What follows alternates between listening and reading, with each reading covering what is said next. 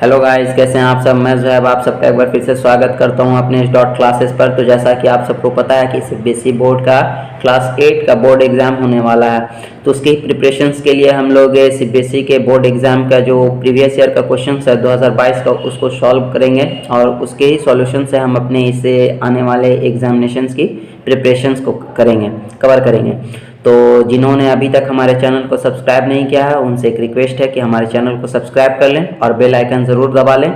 और इस वीडियो का मैंने एक टारगेट रखा है कि कम से कम तो मिनिमम 100 लाइक्स हो जाना चाहिए, तो मुझे एक मोटिवेशन मिलेगी आप लोगों के लिए एक नेक्स्ट वीडियो बनाने के लिए। तो आइए हम अपने वीडियो को स्टार्ट करते हैं। तो सबसे पहले हम क्वेश्चन नंबर 1 देखेंगे, जो कि एक क्यूबिक रूट से दिया हुआ क्वेश्चन है। यहाँ हमको क्वेश्चन दिया हुआ है 64 into cubic root x to the power 9 divided by cubic root 64 x to the power 6। देखिए गाइस, जैसे एक्सप्रेशन दिया हुआ था एक बार मैंने उसको उसी तरह से लिख लिया है, और उसके बाद फिर मैंने क्या किया कि क्यूब रूट के अंदर जो एक्स टू द पावर 9 था उसको मैंने एक्स के पावर 3 का होल पावर 3 कर दिया है, और 64 को भी 4 के पावर 3 और एक्स टू द पावर 6 को हमने लिख दिया है एक्स स्क्वायर का होल क्यूब। क्यूब रूट हटाने का तरीका यही होता है कि जो भी क्यूब रूट के अंदर है उसका क्यूब कर करके हम उसको बाहर निकाल सकते हैं। तो 64 का 64 लिख दिया हमने, एक्स क्यूब का होल क्यूब था तो क्यूब रूट से क्यूब कैंसिल हो गया तो एक्स क्यूब बाहर निकल गया, डिवाइड का निशान दिया, और 4 क्यूब था तो क्यूब रूट से क्यूब कैंसिल होकर 4 बाहर निकल जाएगा। एक्स स्क्वायर का क्यूब था तो क्यूब रूट से क्यूब कैंसिल होकर के एक्स स्क्वायर बाहर आ गया। अब 64 x cube divide 4 x square था तो मैंने उसको फ्रैक्शंस में लिख करके कट करके 16 एक्स आंसर ले आया हूँ। और नीचे भी मैंने कट करने के लिए दिखा दिया है, पूरा एक्सप्लेन करके काटा हुआ, आप वहाँ से भी समझ सकते हैं। अब चलते हैं हम क्वेश्चन नंबर 2 की तरफ, जिसमें कह रहा है कि in the word quadrilateral which letter shows the rotational symmetry of order more than one. सबसे पहले हम यहाँ पे समझेंगे कि rotational symmetry of order more than one क्या होता है। तो उसका मैंने डिफिनेशन लिखा कि डिफिनेशन क्या कहता है। कहता है when we rotate an object alphabet fixing its angle other than 360 at a fixed point and we get the same figure, it is said to have rotational symmetry of order more than one। यानी कि अगर हम किसी object या किसी alphabet को fix point पे एक एंगल पे घुमाते हैं तो हमको जब सेम फिगर मिल जाता है बिना 360 रोटेट हुए, तब वो rotational symmetry of order more than one कहलाता है। तो क्वाड्रिलेटरल में अल्फ़ाबेट आई है जो कि rotational symmetry of order more than one है। आइए चलते हैं हम अपने क्वेश्चन नंबर 3 के पास। तो यहाँ हमको एक एक्सप्रेशन दिया हुआ है जिसको सिंप्लीफाई करना है। तो यहाँ हमारा एक्सप्रेशन है 125 के होल पावर में 1/3 है plus 2 into 125 whole power 1/3 minus 2। देखिए गाइस, मैंने यहाँ पे पहले ही लिख दिया है कि रूट एक्स का मतलब ही होता है एक्स के पावर 1/2, और क्यूबिक रूट एक्स का मतलब होता है एक्स के पावर 1/3। और अगर इसी तरह से जिस तरह से 4 अगर आ जाता है रूट के बाहर में तो एक्स के पावर 1/4। तो कहने का मतलब है अगर 125 के पावर में 1/3 है, इसका मतलब ये क्यूबिक रूट है। तो अगर हम क्यूब रूट निकाल देते हैं 125 का तो ऐसे भी बन जाएगा, नहीं तो एक और तरीका है जो कि मैंने बनाया है उससे भी हम बना सकते हैं। तो यहाँ देखिए, सबसे पहले मैंने 125 का प्राइम फैक्टराइजेशन किया, रफ वर्क में आप देख सकते हैं। तो यहाँ हम 125 को लिख सकते हैं 5 का होल क्यूब इंटू 1/3। तो 3 से 3 कैंसिल हो जाएगा, प्लस 2 है इंटू, इस तरह से फिर मैंने यहाँ पे भी कर दिया है 5 के होल पावर 3 इंटू 1/3। 3 से 3 कैंसिल हो गया, यानी 5 + 2 इंटू 5 - 2। 5 + 2 7 हो जाएगा और 5 - 2 3 हो जाएगा, यानी 7 इंटू 3 21 हो गया हमारा आंसर। अब चलते हैं हम क्वेश्चन नंबर 4 की तरफ। इसमें भी एक एक्सप्रेशन दिया हुआ है जिसको हमको फाइंड करना है एक्स का वैल्यू। यहाँ हमारा एक्सप्रेशन दिया हुआ 2/5 के होल पावर -6 इंटू 5/2 के होल पावर 8 इक्वल टू 2/5 के होल पावर x। तो जिसमें हमको x का वैल्यू फाइंड करना, तो यहाँ हम एक्सपोनेंट्स के एक फार्मूला पे ध्यान देंगे। देखिए, मैंने फार्मूला लिख दिया है कि जब x के पावर -2 होता है तो अगर हम हमारे एक्सपोनेंट्स में माइनस होता, निगेटिव होता, तो उसको पॉजिटिव करने के लिए उसका रेसिप्रोकल्स कर देते हैं, यानी कि उसको ऊपर से नीचे कर देते हैं। और अगर नीचे में माइनस में रहता, निगेटिव में रहता, तो ऊपर ले जाते हैं तो वो पॉजिटिव हो जाता है। या अगर नीचे में पॉजिटिव है तो ऊपर जा कर के निगेटिव हो जाता है। तो कहने का मतलब यह है कि अगर हमको निगेटिव को पॉजिटिव करना है तो उसका रेसिप्रोकल्स कर। तो यहाँ हम क्वेश्चंस पे ध्यान देंगे। राइट हैंड साइड में हमारा क्या है, 2/5 के होल पावर x है। तो हमारा यहाँ पे एक फार्मूला हमको याद है, फॉर्मूला ये होता है कि a to the power m into a to the power n is equal to a to the power m plus n, यानी कि अगर बेस सेम होता है तो हमारा एक्सपोनेंट ऐड हो जाता है।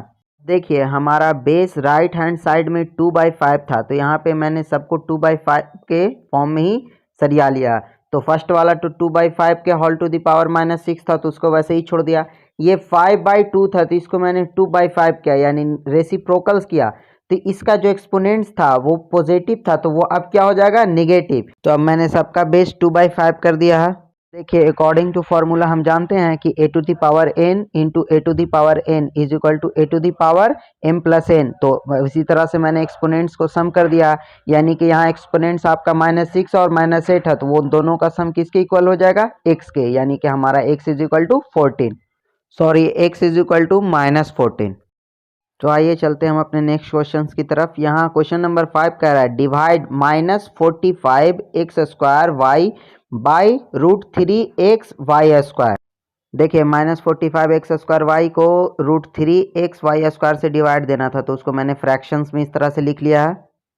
अब देखिए यहाँ पर मैंने 45 का प्राइम फैक्टराइजेशन कर लिया है, तो -5 इंटू 3 इंटू 3 और एक्स स्क्वायर है, तो एक्स को मैंने 2 बार मल्टीप्लाई फॉर्म में लिखा और वाई एक बार है तो एक बार लिखा, और इसी तरह से नीचे भी मैंने अलग अलग तोड़ लिया है। अब देखिए नीचे में एक्स था, तो एक एक्स से एक एक्स कट गया और एक वाई से एक वाई कट। अब देखिए एक 3 को मैंने 2 बार √3 के मल्टीप्लिकेशंस के फॉर्म में लिख दिया है, यानी कि -5 into √3 into √3 into 3 into x. अब एक √3 से एक √3 कट गया और y नीचे में है, तो y के पावर में तो 1 है, तो नीचे से मैं ऊपर ले जा रहा हूँ, तो अगर नीचे पॉजिटिव है तो ऊपर निगेटिव हो जाता है। ये एक्सपोनेंट्स का रूल है जो कि मैंने आपको पहले बताया है। तो अब देखिए जो बच गया मल्टीप्लाई होकर हमारा आंसर आ जाएगा। -5 से 3 में मल्टीप्लाई करेंगे तो -15 √3 एक्स, और y नीचे से ऊपर गया है तो पॉजिटिव से नेगेटिव हो जाएगा। तो चलते हैं अब अपने नेक्स्ट क्वेश्चन 6 की तरफ। यहाँ कह रहा है हमारा क्वेश्चन नंबर 6 की if 8436 upon √x is equal to 84.36 then find the value of x। तो यहाँ हमें x का वैल्यू फाइंड कर, तो सबसे पहले हमारा जो एक्सप्रेशन दिया हुआ था हमने उसको उतार लिया है। तो 8436 upon √x is equal to 84.36 को मैंने लिख लिया हूबहू। अब क्रॉस मल्टीप्लाई किया हमने, तो √x से 84.36 मल्टीप्लाई हुआ और 8436 में 1 से मल्टीप्लाई होके सेम आ गया। अब देखिए 84.36 इधर मल्टीप्लाई में है, उधर ले जाएंगे तो डिवाइड में हो जाएगा। तो √x is equal to 8436 upon 84.36 आ गया। पॉइंट के बाद 2 डिजिट है, पॉइंट हटाएंगे तो ऊपर में 2 0 पुट हो जाएगा। अब हमारा सिंपल सा 100 बार में कट जाएगा, कट करके 100 आ गया। √x is equal to 100। जब √x इज इक्वल टू 100 तो रूट हटाएंगे तो 100 का स्क्वायर हो जाएगा। इसका मतलब हमारा x इज इक्वल टू 1 पे 40, 2 0 था तो 40 हो जाएगा। अब चलते हैं हम क्वेश्चन नंबर 7 की तरफ, जो कि कह रहा है इन दी गिवन फिगर, एक फिगर दिया हुआ है जिसमें PQ पैरेलल RS है। ये PQ लाइन जो है ये RS के पैरेलल है, और EF पैरेलल है QS के, ये EF पैरेलल है QS के। सॉरी बच्चों, यहाँ पे E की जगह FEF 2 बार हो गया है। अब चलिए हो गया सही। ये EF लाइन जो है QS के पैरेलल है। तो हमको और एक एंगल भी दिया हुआ है, एंगल PQS 60, ये वाला एंगल PQS ये 60 दिया हुआ। तो हमें फाइंड क्या करना है, RFE ये वाला एंगल फाइंड करना। तो सबसे पहले हम ये देखेंगे कि ये लाइन पैरेलल है किसके, RS के, और इन दोनों के इंटीरियर एंगल में ये क्या बन रहा है, एक तो 60 है, एक हमको पता नहीं। तो इन दोनों का सम कितना हो जाएगा हमारा 180, जो कि हमको इंटीरियर एंगल के रूल से पता है। तो चलिए हम लिख देंगे PQ पैरेलल RS और एंगल PQS 60 डिग्री दिया हुआ। तो जब ये पैरेलल लाइन है तो पैरेलल लाइन के एक ही साइड के इंटीरियर एंगल का सम कितना होता है, 180 होता है। तो हम उसी फॉर्मूला पे चलें, PQS प्लस QSF, ये वाले एंगल को हम क्या लिख सकते हैं, QSF इज इक्वल टू 180। तो एंगल PQS तो हमको 60 दिया हुआ, QSF निकल जाएगा यहाँ से, 60 इधर प्लस में, उधर ले जाएंगे तो माइनस में। तो QSF हमारा कितना आ गया, 120 डिग्री। अब EF पैरेलल QS दिया हुआ, ये EF पैरेलल है QS के, और एक पैरेलल लाइन को कट कर रहा है, कोई एक लाइन कट करता है RS। तो हम जान रहे हैं कि ये वाला एंगल के क्या होता है, इक्वल होता है बाय करस्पॉन्डिंग एंगल। तो वही हमने लगा दिया यहाँ पे, वही थ्योरी। तो आर एफ ई किसके इक्वल हो जाएगा, एंगल क्यू एस ई के कॉरेस्पॉन्डिंग एंगल से। तो यानी हमारा आर एफ ई कितना निकल गया, 120। अब देखिए एक क्वेश्चन इसके और में है, या तो आप क्वेश्चन नंबर 7 का ये वाला पार्ट बनाए या आप क्वेश्चन नंबर 7 का ये वाला। तो यहाँ हमको और में एक और जो क्वेश्चन है वो भी मैंने सॉल्व कर दिया। तो इसमें ये क्वेश्चन कह रहा है a line segment A B 15 centimetre is divided internally in the ratio 2:3, find the length of each part. तो हमको पूरा लेंथ पता है लाइन का कितना, ए बी दिए हुआ 15 सेंटीमीटर और उसको 2 रेशियो में डिवाइड किया गया 2:3।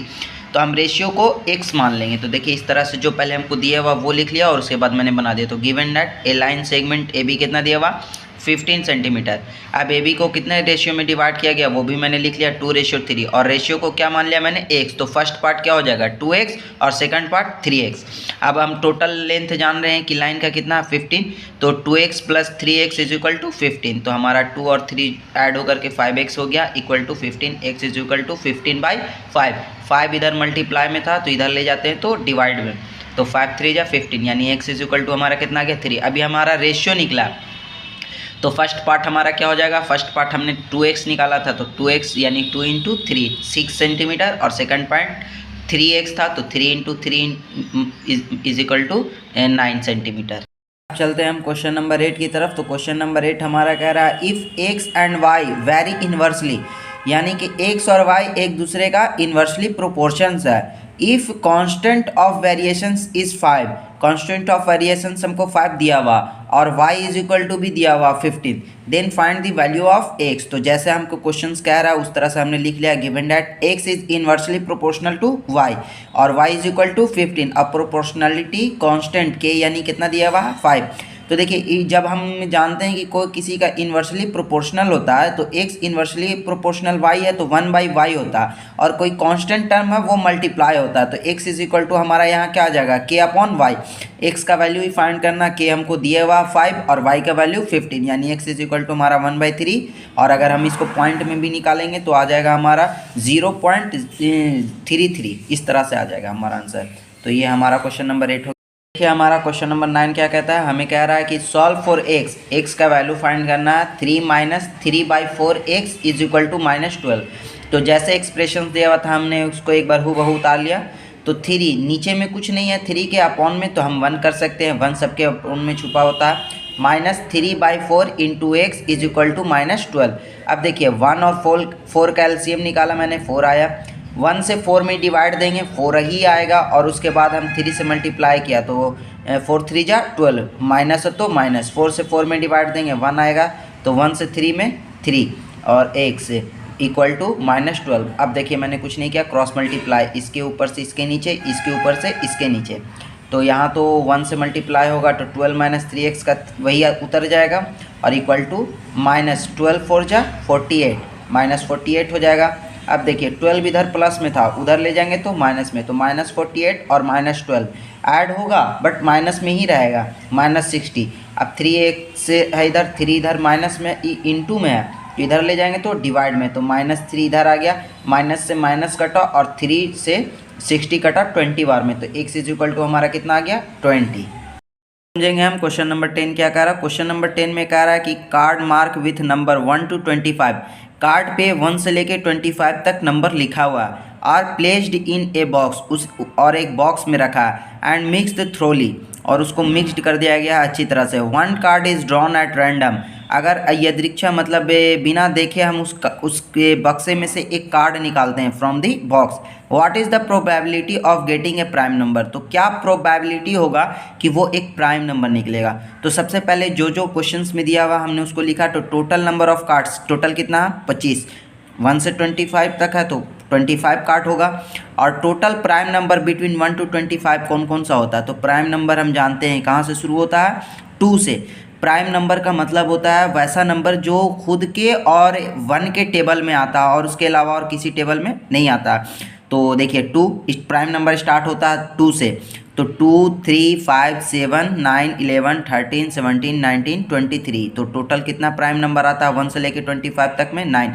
तो देखिए total of number of cards हो गया हमारा 25। इसको नंबर ऑफ एस भी कहा जाता है, मतलब सम ऑफ ऑल नंबर, मतलब नंबर्स क्या है। और टोटल प्राइम नंबर कितना हो गया, इसको नंबर ऑफ इवेंट भी कहा जाता है। Number of event, number of E, N of E का मतलब number of event is equal to हमारा कितना आ गया 9। अब प्रोबेबिलिटी ऑफ इवेंट, तो हमें किस इवेंट का, तो प्राइम नंबर होने के इवेंट का प्रोबेबिलिटी निकालना था, तो हम उसे इस तरह से लिखते हैं P of E is equal to number of E बटा number of S. Number of E हमारा कितना है 9 और नंबर ऑफ एस हमारा कितना है 25, तो 9/25, यही हो गया हमारा आंसर। देखेंगे हम क्वेश्चन नंबर 10 का, और जो है चाहे तो हम उसे सॉल्व करें या इसे, तो 10 में हमें दोनों में से किसी एक को ही सॉल्व करना। तो ये क्वेश्चंस क्या कह रहा है वो देखेंगे। तो ए मैंस मंथली सैलरी इज़ 4800, एक आदमी की मंथली सैलरी कितनी है 4800, and his monthly expense on travel, और वो ट्रैवल पे मंथली कितना खर्च करता है, तो 240। Find the central angle of the sector representing travel expense, तो हमें उसका central angle of travel expense निकालना है इन पाई चार्ट में। तो देखिए हम सबसे पहले जानेंगे कि पाई चार्ट में होता क्या। तो इन दी पाई चार्ट, तो जो भी टोटल अमाउंट होता है, तो यहाँ टोटल उसकी सैलरी है, तो वो कितने को रिप्रेजेंट करेगी, एंगल को, तो सेंट्रल एंगल 360 को रिप्रेजेंट करेगी। और ट्रैवल एक्सपेंस उसका कितना दिया हुआ, तो 240। तो the central angle of travel expense निकालने के लिए हम क्या करते हैं, 360 अपॉन उसका जो सैलरी है उसको रखेंगे।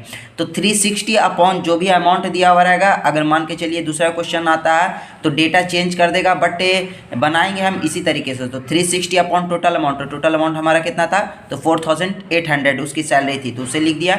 और निकालना किसका, तो ट्रैवल एक्सपेंस, तो जिसका निकालना होगा उसको मल्टीप्लाई कर देते हैं। तो 240 से मल्टीप्लाई कर दिया, 10 से 10 कटा और इसका 10 से 10 कटा। अब देखिए 24 2 जा 48, कट के 2 आएगा और 2 से 36 कट जाएगा 18 बार में, यानी हमारा the central angle of travel expense कितना आ गया 18 डिग्री। ये हो गया हमारा आंसर।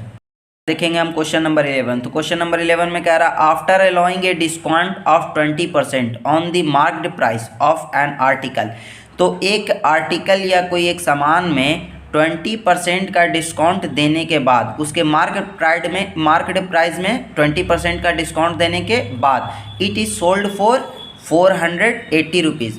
तो डिस्काउंट देने के बाद उसका सेलिंग प्राइस कितना है 480 रुपीज़। तो हमें उसका मार्केट प्राइस निकालना है। तो देखिए मार्केट प्राइस का निकालने का मैंने एक फार्मूला भी बताया था, आपने अगर मेरे पिछले लेक्चर को सुना होगा प्रॉफिट लॉस एंड डिस्काउंट्स को, तो उसमें मैंने सारा कुछ ये सब बता चुका है। तो देखिएगा आप मेरे उस लेक्चर को जाकर के पीछे आप देख सकते हैं, या और अगर जिन्होंने नहीं देखा वो देख सकते हैं, और जिन्होंने देख लिया उनके लिए तो कोई मुश्किल ही नहीं है। तो गिवन डेट हमारा डिस्काउंट परसेंट कितना दिया हुआ 20%, सेलिंग प्राइस कितना दिया हुआ 480 और मार्केट प्राइस हमें निकालना है। तो हमें फार्मूला पता है मार्केट प्राइस का, selling price into 100 upon 100 minus discount percent. तो देखिए हमारा selling price 480 into 100 minus discount percent 20, तो 100 में 20 माइनस हो जाएगा। तो ये हमारा आ गया 480 इंटू 100 अपॉन 100 में 20 घट के 80, तो 10 से 10 कट जाएगा और 8 6 जा 48 कट के हमारा 6 आ गया, और 6 इंटू 100, तो हमारा मार्क्ड प्राइस कितना हो गया 600। हम क्वेश्चन नंबर 12 की तरफ। तो हमारा क्वेश्चन नंबर 12 कह रहा है कि find the product of x plus y, x minus y and x square plus Y square. तो देखिए एक बहुत ही सिंपल क्वेश्चन है, हमें एक फॉर्मूला याद होगा, उम्मीद करता हूँ कि आप भी याद होगा कि ए स्क्वायर माइनस बी स्क्वायर का फॉर्मूला होता है ए plus B into A minus B, एक बार प्लस में और एक बार माइनस में। तो उसी तरह से हमें यहाँ पे मैंने जो भी एक्सप्रेशन दिया हुआ था उसे लिख लिया है, X plus Y into X minus Y into X square plus Y square. तो सबसे पहले इन दोनों को देखेंगे हम। तो X plus Y into X minus Y, यानी कि A plus B into A minus B के फॉर्म में है, तो हम इसे लिख सकते हैं A square minus B square, यानी कि X square minus Y square, और into X square plus Y square.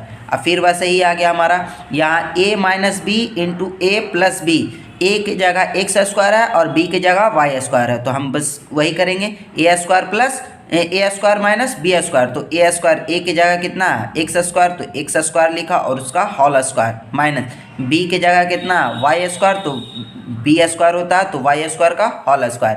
तो देखिए जब मल्टीप्लाई होता है इस तरह से तो होल पावर होता है तो मल्टीप्लाई हो जाता है। तो 2 2 जा 4 तो x के पावर 4 माइनस वाई के पावर 4। यहाँ पे जिस फॉर्मूला से मैंने किया वो भी मैंने यहाँ पे लिख दिया कि a की power n into whole power m होता है तो n इंटू m हो जाता है। अब चलिए इसी का और क्वेश्चन है उसे भी मैं देख लेता हूँ। तो find the area of rectangle whose 2 sides, एक रेक्टेंगल का एरिया फाइंड करना है जिसका 2 साइड दिया हुआ है, लेंथ या और ब्रेथ है। तो एरिया का फार्मूला होता है लेंथ इंटू ब्रेथ। तो सबसे पहले जो भी दिया हुआ मैंने उसे लिख लिया कि लेंथ इतना दिया हुआ और ब्रेथ इतना दिया हुआ। तो लेंथ हमारा x-3 हो गया और ब्रेथ हमारा x-4 हो गया। एरिया ऑफ रेक्टेंगल का फार्मूला क्या होता है, l इंटू बी। तो ये दोनों को आपस में क्या कर देना है, मल्टीप्लाई।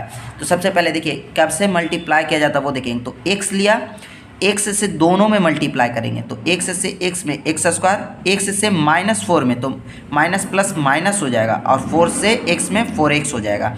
अब देखिए x से तो पूरे में कर लिया, अब -3 से दोनों में करेंगे तो -3 से x में -3x और माइनस माइनस प्लस 3 4 जा 12 इस तरह से मल्टीप्लाई होता है। देखिए मैंने आपको मल्टीप्लाई करने के लिए भी सिखा दिया है कि कैसे मल्टीप्लाई किया जाता है। अगर जिनको नहीं समझ में आया तो एक बार उनके लिए फिर से x से पहले x लेंगे, दोनों में मल्टीप्लाई करेंगे तो x से x में x स्क्वायर, x से -4 में तो -4x हो जाएगा। अब देखिए x से हो गया, अब -3 से दोनों में तो -3 से x में -3x और -3 से -4 में तो माइनस माइनस प्लस और 4 3 जा 12। अब देखिए मैंने यहाँ पे क्या कर दिया, x स्क्वायर का x स्क्वायर -4x और -3x ऐड हो जाएगा लेकिन माइनस में ही रहेगा, -7x हो जाएगा और +12। इसको समझने के लिए ये समझेंगे कि मान के चलिए आपने किसी से कर्जा ले लिया था 4 रुपीज़ और फिर उससे ही कर्जा ले लिया 3 रुपीज़, तो आपका कर्जा कितना हो गया 7 रुपया, यानी कि जुट जाता है लेकिन कर्जे ही में रहेगा। तो उसी तरह से यहाँ माइनस का भी वैसे ही सेम प्रॉपर्टीज होता है कि अगर ये भी माइनस में ये भी माइनस में तो ऐड हो जाएगा लेकिन रहेगा क्या, माइनस में। तो हमारा इतना स्क्वायर यूनिट आ गया आंसर।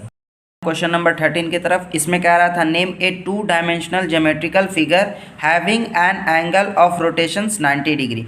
तो हमें एक ऐसा 2 डायमेंशनल ज्योमेट्रिकल फिगर के बारे में बताना है जिसका रोटेशनल एंगल कितना हो 90 डिग्री। तो स्क्वायर एंड रेक्टेंगल, स्क्वायर और रेक्टेंगल के दोनों के साइड में मतलब कॉर्नर पे कितना डिग्री का एंगल बनता है 90 डिग्री का। तो यही हो गया हमारा आंसर, स्क्वायर एंड रेक्टेंगल। ही बहुत ही ईजी क्वेश्चन था। अब चलते हैं हम क्वेश्चन नंबर 14 की तरफ। तो हमारा क्वेश्चन नंबर 14 कह रहा है कि listed below are the temperature in degree Celsius for 7 consecutive days. 7 दिनों का जो टेम्परेचर है डिग्री सेल्सियस में दिया हुआ। Find the range of data, तो हमें इसका रेंज निकालना है, इन 7 डेटा का रेंज निकालना है। तो बहुत ही इजी क्वेश्चन है, तो आइए हम समझेंगे इसको। तो देखिए 7 दिन का जो भी डेटा था सबसे पहले हमने उसे लिख लिया है। तो डेटा था हमारा -5 डिग्री सेल्सियस, -4 0 3 1 5 4। तो रेंज का फॉर्मूला क्या होता है, highest term minus lowest term. तो हाईएस्ट टेम्परेचर मतलब कितना गया 5 डिग्री सेल्सियस और सबसे लोवेस्ट कौन सा गया तो -5। तो हाईएस्ट -5 हाईएस्ट 5 और लोवेस्ट -5। तो माइनस है तो ब्रैकेट में घेर करके लिखेंगे लोवेस्ट टर्म को -5 को, क्योंकि माइनस एक ऑलरेडी है। अब यहाँ देखिए माइनस माइनस मल्टीप्लाई होकर क्या हो जाएगा 5। तो ये हमारा 5 कितना डिग्री सेल्सियस हो जाएगा। तो रेंज हमारा कितना निकल गया 10 डिग्री सेल्सियस। हम हमारा क्वेश्चन नंबर 15 क्या कह रहा है। तो क्वेश्चन नंबर 15 में कह रहा है the area of ट्राइपीजियम is 1080 centimetre square if the length of its parallel side. इसके पैरेलल साइड का लेंथ कितना दिया हुआ है, एक दिया हुआ 55.6 सेंटीमीटर और एक दिया हुआ 34.4 centimetre. Find the distance between them. तो इन दोनों के बीच पैरेलल लाइन के बीच में जो डिस्टेंस है उसे हमें फाइंड करना। तो सबसे पहले हम समझेंगे ट्राइपीजियम होता क्या।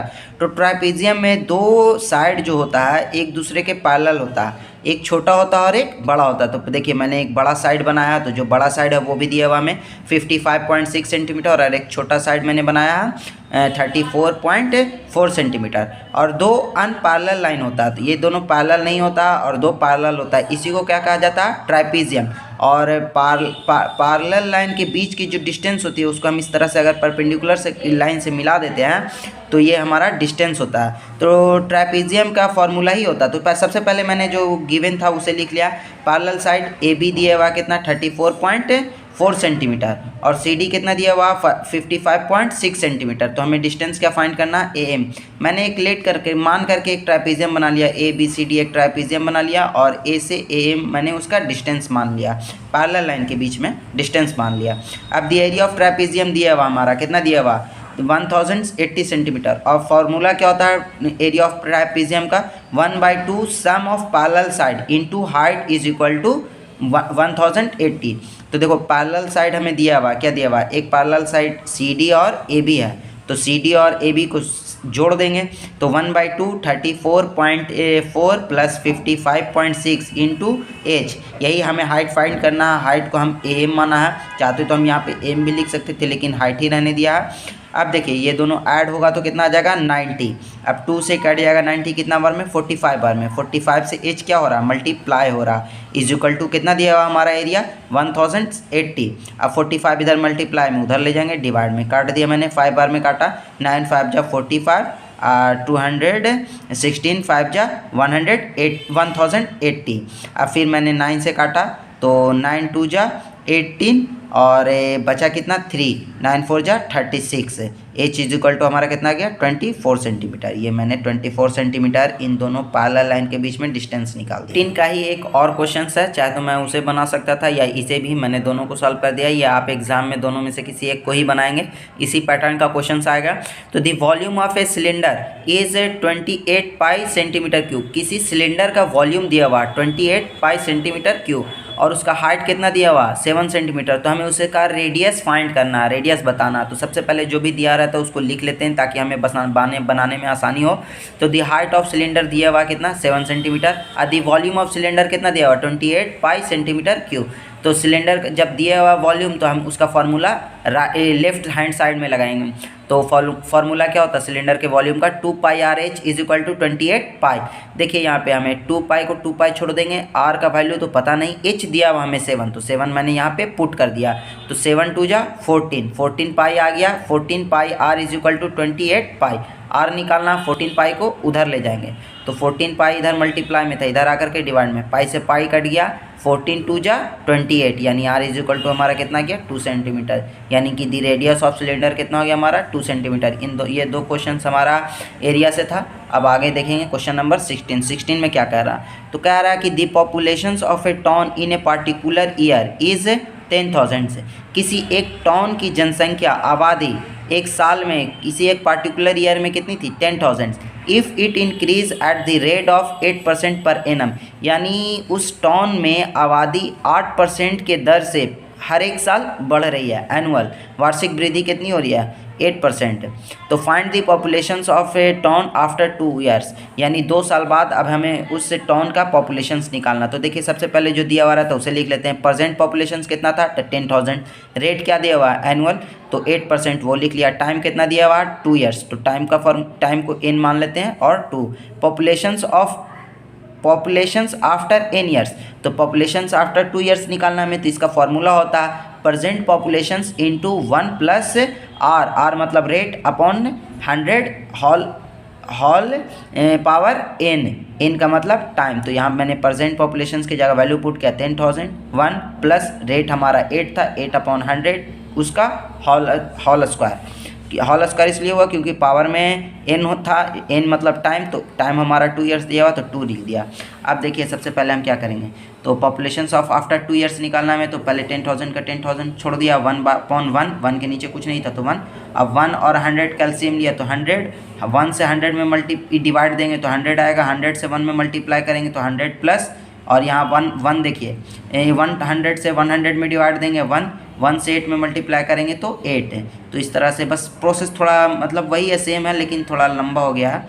तो 100 और 8 ऐड होकर के 108 अपॉन 100 हो जाएगा। पहले मैंने उसे काट छाट दिया, तो काटने के बाद हमारा कितना है 27 अपॉन 25।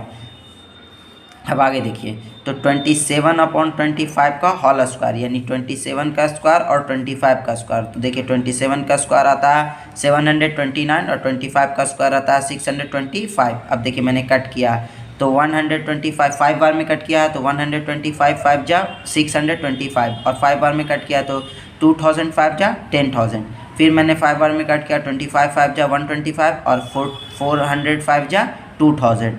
फिर मैंने 5 बार में कट किया, 5 5 जा 25, फिर मैंने काटा 80, 5 जा 400, और फिर मैंने 5 से काट दिया 16 5 जा 80, तो हमारा कितना आ गया 16, और यहाँ तो बचा हुआ था 729 मल्टीप्लाई में, तो उसे मल्टीप्लाई कर दिया, यानी पॉपुलेशन आफ्टर 2 ईयर्स कितना हो गया हमारा 11,664। यहीं तक बनाया है बच्चों, मैंने सेक्शंस 1 का पूरा सॉल्यूशंस कर दिया, और बाकी का नेक्स्ट वीडियोस में